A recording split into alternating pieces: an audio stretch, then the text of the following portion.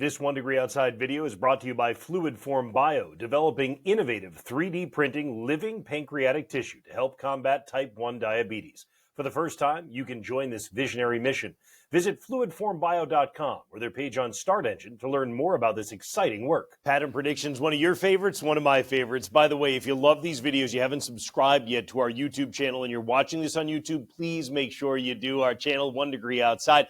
And same goes for the app. If you haven't downloaded it yet, all that I do here for pattern predictions is to explain the 14-day that you'll find in our 1 Degree Outside weather app. So you get the 14-day there. That gives you the numbers and all that. And then I say, okay, what's the meteorology driving it, and where should you look for change that may show up in the forecast? That's really important too. We all know a 14-day is not going to be exactly accurate all 14 days, but if we can prepare you to know where things will change, hopefully we've enabled you and empowered you there. So let's start out with the overview on the weather pattern. I do this from time to time where I show what's called 500 millibar heights.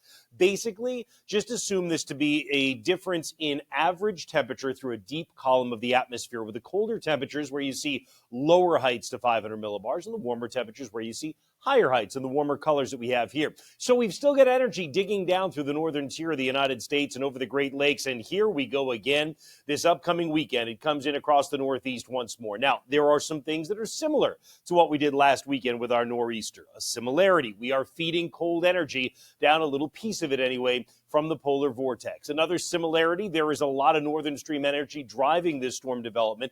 Different from last time, though, there will be some inclusion of Gulf moisture that comes into play and Gulf warmth as well. Also different from last time. Last time around, the center of this upper level low came right over New England, and that meant the storm center was to our south, and we got a nor'easter on the cold side of the storm.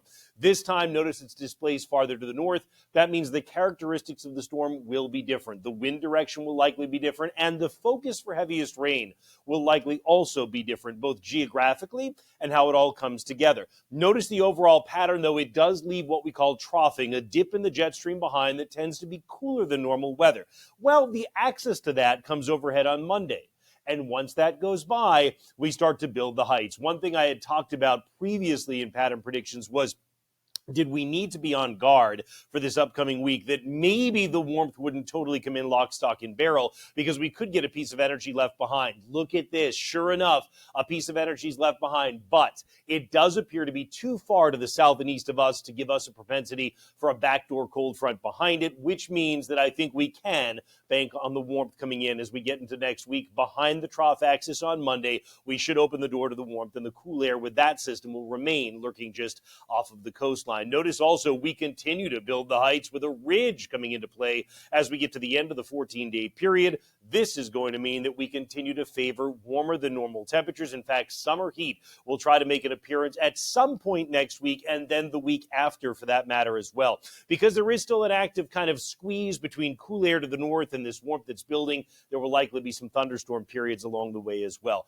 Certainly the surface weather pattern kind of predicts that also. So I'm putting surface temperature on here in the coloring, and the black lines are barometric pressure, atmospheric pressure. So we get into the upcoming weekend very much under the cooler air, but we start to get past Monday and the warmth begins to build, and it takes over for more and more of the eastern two-thirds of the country as we get through next week. My goodness, is that reflected in our forecast as well, right? We've got a dip here as we deal with some of the rain heading into the upcoming weekend. We build it back up. We go into the 80s, and we get summertime in here for next week. A lot of you would say that's classic New England. We flip the switch into summer, and that's it. What about low temperatures? Look, there's one time that you'll watch, and that's going to be Sunday night into Monday. And the reason I say we'll watch that is because in the far north country, particularly in our sheltered valleys of the far north, it's not impossible to find a patchy frost coming up this upcoming Sunday night. You know, that would line up almost perfectly with the average last frost. Most of us are done with it. Your plants are in the ground. You're off to the races.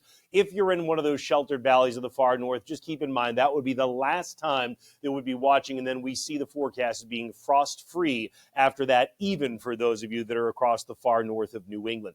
In terms of precipitation coming up, let's see, over the next 10 days, most of it is focused across the southern United States. Again, we will get our shot that will come in here as we get later this week, the increased chance for some showers and downpours into the weekend before the warmth tends to build after that. And you can certainly see that reflected here in the chance of precipitation, which, again, once the trough axis comes by early next week on Monday, the chance really drops off until you start to build up enough of the warmth, humidity, and have that active kind of flow in the northerly stream, the westerlies we call it, to give us at least a chance of showers and thunderstorms showing up again toward the end of the 2-week period. A reminder that if you love this stuff and you love meteorology, we have multiple levels of membership at membership.onedegreeoutside.com. We appreciate all those of you who become members and support the cause of bringing the real science of meteorology to you. I hope you enjoy this pattern predictions. We will keep you posted every day, sunshine or storms, at onedegreeoutside.com and the top of our 1 Degree Outside weather app on the App Store and Google Play.